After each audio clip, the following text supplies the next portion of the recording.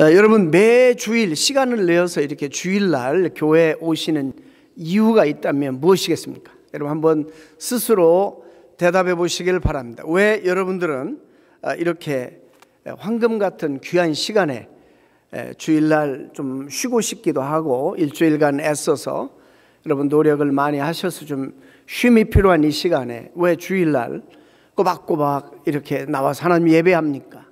교회에 나오시는 이유가 여러분 무엇입니까? 어떤 사람들은 단순히 복을 받기 위해서 나온다 이렇게 말할 수도 있고, 어떤 사람들은 죽음에 대해서 두려움에서 공포로부터 벗어나기 위해서 나온다 이렇게 말씀하시는 분이고, 어떤 사람은 이민사회에서 외로운데 한인들을 만나서 좀 교제하기 위해서 교회에 나온다 이렇게 말씀하신 분도 계실 것이고, 여러 내용들이 다양하게 있을 것입니다. 좀 더 착한 사람이 되고 싶어서 교회에 나옵니다 이렇게 얘기하는 사람도 있을 것입니다. 이 문제를 진지하게 생각하는 사람들은 대단히 중요한 질문 하나를 여러분들이 대답하셔야 됩니다. 도대체 교회란 무엇인가? 교회가 무엇인가? 여기에 대한 많은 정의가 있지만은 오늘 이 부활절과 관계돼서 교회가 무엇인가라는 대단히 중요한 질문 앞에서 여러분들이 분명한 대답을 가지고 여러분들이 나오셔야 됩니다. 교회는 신학적으로 종말론적 메시아 공동체라 이렇게 말합니다. Eschatological Messianic Community 이렇게 말해요. 그러면 이 세 단어가 대단히 중요합니다. 여기서 첫째는 종말론적인, 그리고 메시아적인, 그리고 공동체다. 이 세 단어가 너무너무 중요합니다. 우리는 현재에 살고 있지만 종말을 미리 땡겨서 내가 앞으로 죽은 다음에, 내 모든 인생뿐만 아니라 죽은 다음에 내가 받게 될 그런 하나님의 은혜와 은총을 오늘 현실의 삶에 끌어들여서 살고 있는 그런 사람들이라는 뜻입니다. 교회는 종말론적으로 열린 구원의 공동체라는 뜻입니다. 구원은 우리가 생명을 얻는 것이죠. 죽었던 우리들이 하나님의 은혜로 예수 그리스도의 죽음으로 그리고 그의 부활로 생명을 얻게 되고, 또 기독교가 말하는 그 생명은 곧 사실상 오늘 이날의 주제인 부활입니다. 따라서 종말론적 메시아 공동체라는 표현은 교회가 바로 부활 공동체라는 뜻입니다. 제가 어떤 글을 좀 보았고 동영상을 보았더니 어느 목사님이 이런 얘기 하셨어요. 우리가 사순절 동안 40일 동안 고난에 대해서는 많이 묵상하는데, 아니 이 부활절, 오로지 이스터 선데이만 부활에 대해서 하루 묵상한다 이렇게 이야기하더라고요. 그래서 책을 썼는데 40대 1이라는 이런 책을 써서 십자가에 대해서는 40일간 묵상하면서 부활은 하루밖에 묵상하지 않는다. 근데 저는 그 말에 동의하지 않습니다.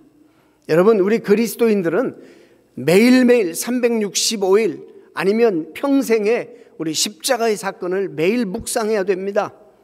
우리가 40일만 묵상하는 것이 아니에요. 매일매일 우리가 그리스도인들이 십자가의 은혜로 그 예수 그리스도의 죽음으로 구원받았다는 사실을 저희들이 묵상하고 감사해야 됩니다. 동시에 이 기독교의 가장 에센스라고 말할 수 있는 이 부활에 대해서는 여러분 더 어그레시브하게 매일매일 묵상해야 되는 것입니다. 사순절만 십자가 묵상하고 이 부활절만 부활에 대해서 묵상하는 것이 아니라, 우리가 구원받은 성도라면 평생에 매일매일 십자가의 은혜와 부활의 하나님의 축복을 묵상해야 된다고 저는 믿습니다. 여러분, 그래서 모든 설교의 핵심도 바로 여기 있어야 됩니다. 그리고 교회에서 하는 다른 모든 것들은 사실 부수적인 것입니다. 그래서 교회란 무엇인가라는 질문에 정확한 대답은 주님의 부활을 증언하는 사람들의 공동체라, 그렇게 말할 수 있는 것입니다. 그렇습니다. 교회의 구성원으로서 모든 전통이 바로 부활의 증인이라는 사실로부터 시작되었습니다. 주님 부활하시고 난 다음에 사실상 신약교회가 탄생했죠. 그 전통은 2000년 전부터 주님 부활로 말미암아 사실 시작된 전통입니다. 그래서 우리 교회는 부활의 공동체다 이렇게 말해도 틀린 말이 아닙니다. 예수님이 승천하시기 전에 제자들을 모아놓고 주님을 따르는 자들에게 이렇게 말씀해요. 너희가 예루살렘을 떠나지 말고 내가 너에게 약속한 것을 기다려라. 뭐죠? 성령을 기다리라는 분부를 하십니다. 낙심된 그들 일부는 떠났지만 많은 120명의 성도들이 마가 요한의 다락방에서 주님의 명령에 순종하여서 전혀 기도에 힘쓸 때 약속하신 대로 오순절날 성령이 그들 가운데 강림하셨습니다. 놀라운 성령을 받은 하나님의 백성, 주님을 따르는 제자들이 이제 참 신비로운 체험을 하고 성령 충만해서 각기 다른 방언으로 난곳 방언으로 기도하고 하나님을 찬양할 때 예루살렘에 있는 사람들이 그 모습을 보고 뭐라고 하냐면 낮술에 취했다, 술에 취했다라고 조롱합니다. 여러분, 사실 술에 취한 상태와 성령에 취한 상태, 성령 충만한 상태는 어떤 면에서 다른 어떤 힘에 몰입된다는 면에서는 비슷한 현상이라고 볼 수 있습니다. 사실 우리 기독교인들이 삶에서 잘못되고 또 광신적인 상태로 떨어지는 것은 큰 잘못이지만 사실상 너무나 멀쩡하게 사는 것도 이거 문제가 있다고 봅니다. 뭔가 좀 하나님의 능력과 그 힘에 의해서 우리의 삶이 좀 지배도 되고 또 그런 능력도 우리 체험하고 다스림을 받아야 되는데, 그래서 세상 사람들이 우리를 볼 때에 마이클 고인이 말한 것처럼 contrast people, 이 세상 사람들과 대조되는 사람들이라 이런 평가를 받아야 된다는 것입니다. 전혀 저 사람들은 다른 차원으로 삶을 살아가는 것 같다라는 그런 평가를 받아야지 우리 그리스도인들이 정상적인 삶을 사는 것입니다. 세상에 살아가면서 세상과 똑같이 같은 기준, 같은 way of life 이렇게 살아버리면 우리를 통해 세상이 무슨 변화가 있겠습니까? 우리는 이 세상과 대조되는 삶을 구별되게 살아야 된다는 것입니다. 성령 충만한 사람이라면 당연히 그렇게 살 수밖에 없습니다. 생각이 있어서, 삶의 방식이 있어서 우리가 하나님의 명령은 이 세상과 업사이드 다운, 킹덤이에요. 업사이드 다운. 완전히 다른 그런 가치관과 다른 인식 속에서 삶을 살아갈 수밖에 없는 겁니다. 사실 여러분, 이 황금 같은 시간에 오늘도 이 부활절인데도 불구하고 오늘 이게 나오지 못하고 자기 육신의 어떤 쾌락을 위해서, 쉼을 위해서 나가는 사람들도 있잖아요. 얼마나 황금 같은, 오늘 날씨도 좋으니까. 그런데 여러분, 교회 나와서 예배드리고 또 소중한 헌금같이 바치는 것, 이거 제정신이 아니면 안 될 일이에요. 그래서 신앙이 없기 때문에 그런 거예요. 여러분, 주님 만나고 주님이 우리에게 베푸신 십자가의 은혜와 부활 사건을 우리가 조금이라도 이해한다면 우리가 기꺼이 우리의 삶을 주님 앞에 이 소중한 삶을 드리고 예배드리는 것이 우리에게 큰 특권이고 축복이라는 것을 알게 되는 것입니다. 베드로는 예루살렘 주민들에게 반론을 펼칩니다. 이들이 낮술에 취해서 그런 것이 아니라 하나님의 영에, 성령에 취한 것이다 이렇게 말하고, 바로 설교 가운데 요엘서 2장, 요엘 선지자가 이미 주님 오시기 전에 훨씬 전에 예언해 놓은 말씀을 여기다 해석합니다. 하나님의 말씀하시기를 말세에 내가 내 영을 모든 육체에 부어주리니 너희의 자녀들은 예언할 것이요 너희의 젊은이들은 환상을 보고 너희 늙은이들은 꿈을 꾸리라. 이 말씀이 지금 우리 가운데 성취되었다, 이루어졌다. 낮술에 취한 것이 아니고 하나님의 영으로 지금 이들이 취해 있다, 이렇게 설명합니다. 그리고 난 다음에 22절부터 본격적으로 이 베드로는 설교를 시작합니다. 너희들이야말로 정말 하나님의 뜻을 거스리고 하나님의 뜻을 반역한 자들이다, 이렇게 지적합니다. 그가 하나님께서 정하신 뜻과 미리 아신 대로 내준 바 되었거늘 너희가 법 없는 자들의 손을 빌려 못 박아 죽였느니라. 누구를? 예수님을. 우리 죄를 위해서 이 땅에 오신 예수님을 그들이 못 박아 죽였다. 그것도 이방인의 손을 빌려서. 누구를 가리킬까요? 빌라도를 가리킵니다. 베드로의 이 말이 예루살렘 주민들에게 참 뼈아픈 상처가 됐을 거예요. 왜냐하면 이들 가운데 그 당시에 엄청난 프라이드가 있었어요. 우리는 저 이방인들과 달라서 생명을 존중하고 사람의 목숨 우리는 아주 소중히 다룬다라는 이런 프라이드가 있었어요. 그래서 우리 민족의 가장 최고의 의결기관인 사내들이는 저 이방인들처럼 생명을 존중하지 않고 막 사형언도 내리고 사람 죽이는 그런 의결기관이 아니다. 율법의 정신을 준수해서 생명을 귀하게 여기고 하나님의 뜻을 받드는 그런 우리 민족이다. 굉장히 자부하고 자랑스럽게 생각했는데 그것도 비겁하게 자기들이 못하고 이방인의 손에 빌려가지고 예수를 잡아 죽인 이들을 베드로가 지적해요. 너희들이 바로 죽인 그분이 예수인데 그분이 바로 하나님이 그를 다시 살리셨다. 죽음으로부터 살리셨다라고 말하고 있습니다. 지금 사실상 그들을 비난하기 위해서 이런 설교하는 것은 아닙니다. 24절 이하에 보면은 정작 이제 하고 싶은 말을 하게 되는데 사망의 고통에서 풀어서 살리셨다. 이렇게 말씀하시면서 유대인들이 그 당시까지만 해도 지금도 그렇지만 가장 존경하고 그들이 생각하는 메시아의 가장 모형인 다윗의 시편을 인용합니다. 그들의 영웅입니다. 그들이 원하는 메시아는 다윗과 같이 철장 권세를 가지고 이 땅을 다스릴 정치적인 메시아를 원했던 것입니다. 근데 그 다윗이 이미 예수 그리스도의 부활을 믿고 수백 년 전에 바로 고백했던 시를 인용해 줍니다. 시편 16편 말씀을 인용하면서 바로 그 다윗이 예수님의 부활을 미리 내다보았다.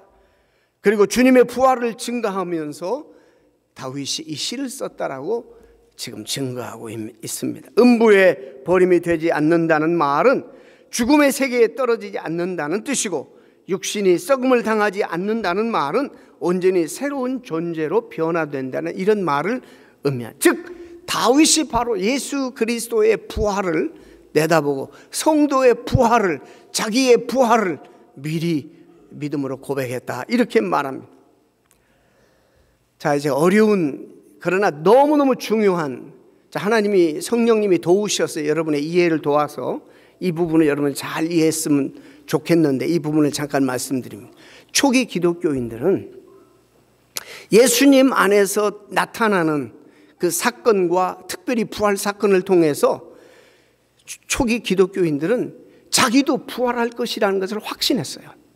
다시 말해서 이제 지금은 땅에 죽어서 묻히고 썩히지만은 장차 종말에 어떻게 하나님이 자기들을 살리실 것인가 라는 이 부활 신앙을, 그 종말에 일어난 것을 지금 믿음으로 현실로 끌고 와서 지금 내가 살아가고 있지만 그 부활 신앙으로, 그 부활의 능력으로 현실을 살게 되었다는 것입니다. 그 다음부터 그들은 죽음을 두려워하지 않았어요. 그래서 그들은 뭐라고 고백하냐면 내가 예수와 함께 죽고 예수와 함께 다시 살아난다, 이런 스테이트먼트를 그들이 만들었어요. 여러분, 오늘 새벽에도 말씀을 들었습니다마는 이 제자들과 예수님을 따르는 자들의 이 radical change, 급격한 정서의 변화를 우리가 예수 그리스도의 부활 사건을 통해서 전과 후가 확연히 달라집니다. 부활 전에는 아무리 가르쳐도 깨닫지 못하고 두려워하고 겁내고 도망다니고 피하고 이랬던 제자들이 그리스도의 부활을, 말씀을 아무리 들었어도 실제적으로 말씀하신 대로 주님이 부활하신 모습을 보고, 그리고 이 부활이 주님에게만 해당되는 것이 아니라 우리를 위해서 나는 부활의 첫 열매가 되었다라고 하신 말씀 때문에 우리가 지금 살고 있지만, 죽진 않았지만 죽어도 당분간 묻혀서 썩어야 되겠지만은, 그러나 주님을 살리신 하나님이 우리도 다시 부활생명으로 살리실 것이라는 확신을 가졌어요.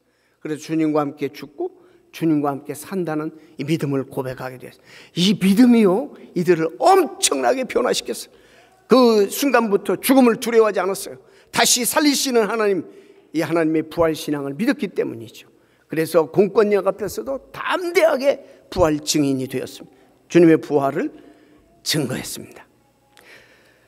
여러분, 예수님이 돌아가셨는데 하나님의 성령으로 말미암아 그 예수님을 살리셨도다, 이 일에 우리들이 증인이다.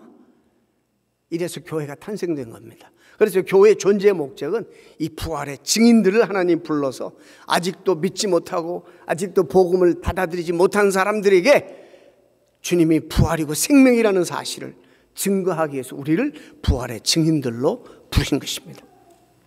그 일이 교회가 해야 되는 대단히 중요하고 가장 중요한 그 일 중에 하나입니다. 이들은 이 부활신앙 때문에 엄격한 그런 절대적인 규범으로 작동되었던 율법으로부터도 자유스러워졌습니다. 로마 권력 앞에서도 그들은 두려워하지 않았습니다. 그들의 목숨을 어떤 으름장 앞에서도 그들은 겁내지 아니하고 담대하게 주의 복음을 전했습니다.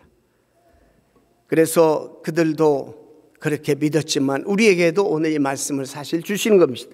부활의 증인으로 사는 것이야말로 바로 기독교 성도들의 신앙의 본질이고 정체성이고 그리고 교회의 존재 이유고 목적입니다.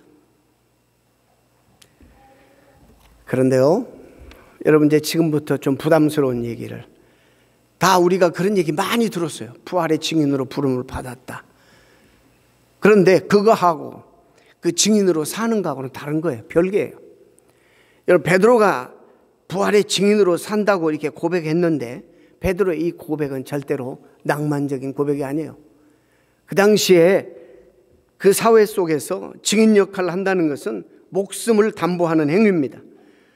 그래서 여러분 아세요? 증인, 예수 그리스도 증인, 그리스도의 제자, 그리고 순교자, 이 세 단어는 한 단어에서 왔어요. 같은 단어예요. 그래, 목숨을 담보해야지 증인의 역할을 할 수 있고 그리스도의 제자, 대가를 지불하는 제자가 될 수 있고 그러면 결국에 얼마든지 순교를 당할 수 있다. 이 세 단어가 말은 우리말은 다른 단어지만 한 단어에서 왔어요. 다시 말해서 내가 이제 부활의 증인으로 산다는 말은 그 당시뿐만 아니라 지금도 무슨 의미냐면 부활에 자신들의 영혼을 건다, 자신들의 인생을 건다라는 의미입니다. 여러분, 법정이나 청문회 증인으로 나서려면 그 사건을 잘 알아야 되고 그 사건에 개입돼야 되고 그 사건을 경험해야지 가서 법정에서 증언할 수 있습니다. 자, 그렇다면 우리를 부활의 증인으로 하나님 불렀다면 이 부활을 체험하지 않고서는 증언할 수 없어요. 예수님이 십자가에 달려 죽었다가 3일 만에 다시 살아났다는 사실 하나를 내가 알고 깨닫고 지식적으로 내가 이것을 용납하고 받아들인다고 되는 게 아니에요. 부활에 대한 체험이 중요합니다. 초기 기독교회처럼 현실에 살지만 예수 그리스도를 보면서 그리스도에게 나타난 현상들을 보면서 죽으셨다가 살아나신 주님을 보면서 이 사건이 나를 위한 사건인 것으로 받아들이고 종말에 일어날 일을 현세에 끌어들여서 지금 당장 난 이제 죽어도 다시 하나님이 나를 일으키실 것이라는 이런 확신을 가지고 살았어요. 어떻게 이 능력을 체험할 수 있을까? 설교 시작할 때 여러분 질문했죠. 교회에 오시는 이유가 뭡니까? 이렇게 매주 교회를 찾는 가치가 있다면 무엇입니까? 습관적으로 나오기도 하고 살아가는데 도움이 되기도 하니까 나오기도 하고, 그래서 많은 사람들 가운데 신앙을 삶의 한 방편으로 여기는 분들이 참 많아요. 좋습니다. 그렇게 시작하니까. 그러나 그 정도의 신앙생활은 부활의 증인의 삶과는 별개예요. 그 정도를 가지고서는 증인의 역할을 우리가 실제적으로 못하고 있잖아요. 실제적으로 우리가 그런 삶을 못 살잖아요. 손해보면 안 하잖아요. 헌신 안 하잖아요.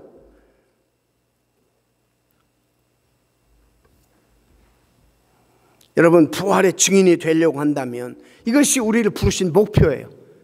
이야기가 달라집니다.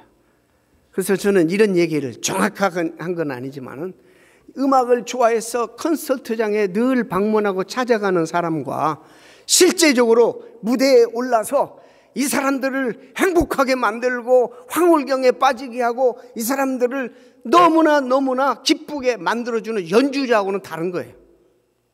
구경꾼과 연주자는 다른 거예요. 부활의 증인은 바로 연주자예요. 음악이라는 그런 소재를 가지고 함께 같이 소통을 할 수 있지만은 이 앉아서 구경하는 사람들은 남을 기쁘게 할 수가 없어요. 그러나 이 연주자는 남을 행복하게도 하고 감동의 도가니로 빠뜨리기도 하고 정말 울고 웃기도 하는, 그래서 위로를 제공하는 그런 연주자가 바로 부활의 증인이에요. 근데 아무나 그렇게 할 수 없어요. 연주를 하려면 부단한 애를 써야 돼요. 대가지불이 있어야 된다는 것이죠.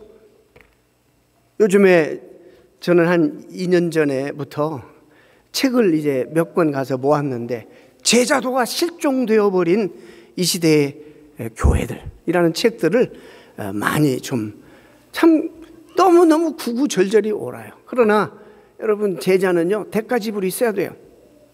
내가 주님 때문에 주님을 따르기 위해서 무슨 대가를 지불하고 있는가? 여러분 한번 곰곰이 생각해 봐요. 신앙생활 하면서 이것도 다 소중한 거예요. 무시하는 거 아닙니다. 와서 구경꾼으로만 앉아있는 사람들이 많은 이때에, 이 시대에 하나님이 왜 우리를 부르셨는가를 깨닫고 주님 앞에 대가지불이 있어도 내가 어떤 손해와 어려움을 당해도 그리스도의 부활을 내가 증거해야겠다. 그것 때문에 하나님 나를 불렀다. 여기에 사실상 삶의 위로가 있고 능력이 넘치는 겁니다. 여러분, 우리가 죽어도 새로운 생명으로 변화된다는 사실, 하나님이 우리를 일으키신다는 사실, 예수 주님이 본인이 일어나는 게 아니에요. 하나님이 성령으로 예수님을 일으키신 것처럼 성령으로 우리를 일으키시는 겁니다. 그런데 그것은 지금 일어나지 않잖아요. 나중에 우리가 죽은 다음에 언젠가 종말에 일어날 일이지만, 그 사건이 오늘 내가 현실을 지배하고 내 삶을 움직이고 나에게 힘이 되고 위로가 되고 파워풀한 그런 내 삶의 능력이 되는 것입니다. 바로 이래서 초기 기독교인들은 정말 담대하게 목숨을 담보로 두려워하지 않으며 복음을 전했습니다. 이 예수를 하나님이 살리신지라 우리가 다 이 일에 증인이라. 지금 제자가 성령 받고 설교하는데 하나님이 예수님을 살리셨습니다. 이 일에 우리가 지금 증인입니다. 눈으로 봤고 경험했습니다. 그 일이 우리에게도 일어날 겁니다. 라는 이런 선포예요. 여러분, 이 이야기를 듣고 감동 없습니까? 에? 우리가 감동이 사실 일어나야 돼요. 여러분은 어떻습니까? 베드로의 이런 외침을 여러분의 영혼의 깊이 감동으로 받아들일 수 있다면 할렐루야. 여러분은 정말 부활의 증인입니다. 이 세상에 다른 사람을 부러워하지도 않을 것이고, 이 세상에 어떤 세력도 두려워하지 않을 것이고, 모두 초기 기독교 성도들처럼 남은 인생을 예수 그리스도의 부활의 증인으로 살게 만들 수 있습니다. 그렇게 될 것입니다. 자, 우리 주변에 아직도 신앙이 어리고 이 깊은 묵상도 없고 그리스도의 복음도 이해하지 못하고 특히 부활을 부인하는 사람도 많습니다. 제가 보기에 초창기, 여러분 제가 이 31년째 한 교회에서 목회하면서 어려움은 이 절기 때입니다. 제가 초창기에 스폴전 목사님의 전기를 읽었는데, 스폴전 목사님은 제가 가슴에 탁 와닿는 부분이 있었어요. 평생에 자기가 한 설교는 다시 하지 않겠다. 그래서 제가 하나님 저도 한번 해보겠습니다. 그래서 지금 제 설교가 5,000편이 넘습니다. 새벽기도도 가능하면 원고를 좀씩 써서 하니까 30년 설교하면서 6천 편의 설교가 있습니다. 물론 과거 했던 그 인용도 하고 좋은 예화도 다시 쓰기도 하고 그러지만 매주 절대로 똑같은 설교는 하지 않으려고 애씁니다. 이제 1년만 더 노력하면 잘 내가 다짐한 것 해결되겠지만, 그러나 이게 너무 힘든 게 이런 그 부활절을 지금 31번째 맞이하니까 부활절의 패시지는 물론 구약부터 계시록까지 다 있지만은 이게 사실상 쉽지 않은 것입니다. 이번에도 하나님이 또 귀한 은혜를 주셔서 또 사도행전을 묵상하는 가운데 이 부분이 또 하나님이 주시는 말씀이라 여겨서 여러분과 함께 이 어려운 그러나 너무 소중한 말씀을 증거합니다. 자, 우리 주변에 아직도 복음을 받아들이지 아니하고 특별히 부활을 못 믿는 사람들이 많아요. 제가 교회를 처음 할 때 장로님 한 분이 있었어요. 지금 여기는 안 계시지만, 근데 장로님이 고민하면서 저에게 개인적인 프라이빗한 퀘스천 하나 했어요. 목사님, 제가 솔직히 어려운 질문 하나 하겠습니다. 저는 십자가까지는 다 믿어지는데 부활은 못 믿겠습니다. 근데 이분이 장로님이 되셨어요. 어떻게 부활합니까? 어떻게 예수님이 다시 죽었다가 사셨고, 역사적인 사실인데 어떻게, 그럼 예수님은 그렇다 하지만은 우리가 죽었다가 어떻게 살아납니까? 그건 못 믿겠습니다. 여러분, 이게 사람의 힘으로 안 되는 거예요. 그러나 하나님은 못 믿는 사람들 너무 주변에 많거든요. 그 사람들을 위해서 먼저 우리를 부활의 증인으로 부르셨어요. 이 사람들에게 전도하라고. 하나님이 포기하지 않으면 절대 우리는 포기할 수 없어요. 천하보다도 귀하게 여기는 영혼들을 하나님이 소중히 여기시기 때문에 우리도 우리 주변에 주님 모르는 이런 분들에게 복음을 전해야 돼요. 부활을 부인한다는 것은 성경 전체를 부인하는 것과 마찬가지예요. 예수 그리스도 사건 전체를 부인하는 것과 똑같은 거예요. 아무것도 없는 무에서 이 모든 것들을 지으시고 이 온 우주와 삼라만상을 말씀으로 창조하신 하나님의 전능하신 능력이 죽은 자 살리는 거 아무것도 아니에요. 그러니까 부활을 못 믿는다는 것은 하나님을, 그 존재를 믿지 않는 거예요. 이렇게 중요한 거예요. 왜냐하면 기독교 교리의 생명이, 에센스가 이게 바로 부활이기 때문입니다. 다른 모든 종교와 구별되는 것이 기독교는 생명의 종교라는 사실 때문에 구별되는 거예요. 사도 바울이 왜 고린도 교인들에게 고린도전서 15장에 부활신앙을 강조했을까? 한 가지 이유 중 하나는 예수님을 믿으면서도 이 부활을 체험하지 않았기 때문에, 복음을 들었지만 이것이 정말 그 종말에 있을 그 능력과 그 부활이 오늘 현실의 내 삶에 접촉이 안 되고 그 경험이 없으니까 너무 힘들어하는 거예요. 신앙생활. 조금만 어려움을 당해도 신앙을 포기하는 사람들이 많이 나타나게 되었습니다. 그들을 위한 권면의 메시지를 사도 바울이 줍니다. 만일 그리스도 안에서 우리가 바라는 것이 다만 이 세상의 삶뿐이면 모든 사람 가운데 우리가 더욱 불쌍한 자니라. 참, 우리가 얼마나 사실 절제하고 주일날도 이렇게 하나님 앞에 나와서 물론 기쁨으로 하는 거지만, 믿음 없는 사람들이 이게 무슨 헌신이에요? 무슨 이게 희생이에요? 전혀 우리 삶을 이해를 못하는 거예요. 무슨 말씀입니까? 생명의 부활이 없다면 우리의 신앙생활은 아무것도 아니에요. 계속 변증합니다. 우리의 신앙생활의 모든 것은 헛것이다, 이렇게 말하죠.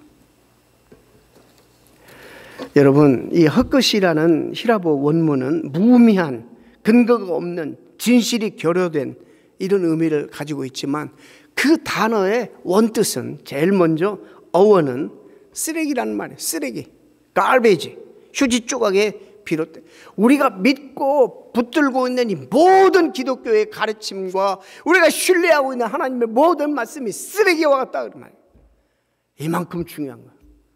그래서 우리가 이거는 믿느냐 안 믿느냐, 여러분, 이거는 너무나도 중요한, 부활을 부정하는 그 믿음, 하나님 존재 자체를 부정하는 것이고, 그 믿음은 쓰레기와 같은 것이라 이렇게 말할 수 있습니다. 부활이 없는데 어떻게 우리 믿음에 의미가 있고 진실함이 있을 수 있습니까? 없습니다. 부활은 역사적 사실이고 절대적인 우리의 요소고, 우리 믿음의 핵심 중의 핵심이 부활입니다. 이 부활이 바로 우리 신앙의 본질입니다. 자, 마지막 여러분께 챌린지합니다. 한번 상상해 보세요. 나에게는 아직은 안 일어났지만 이제 앞으로 종말에 언제 우리가 죽음을 당하게 되고 잠시 무덤 속에서 우리가 썩힘을 당할 수 있지만, 하나님이 성령 안에서 우리를 다시 살리실 것입니다. 그 사실을, 그 하나님의 약속을, 그리고 그 놀라운 예수 그리스도 안에 그것이 이루어졌어요. 제자들이 그걸 보았어요. 그래서 부활의 첫 열매가 되었다는 것은 우리에게 엄청난 소망적인 메시지 아니에요? 우리도 부활된다는 것이 담보된 말씀이에요. 이걸 끌어와서 오늘 우리의 삶에 적용하고 우리의 삶을 능력 있게 만드는 힘이거든요. 원천이고 삶이 달라질 수밖에 없습니다.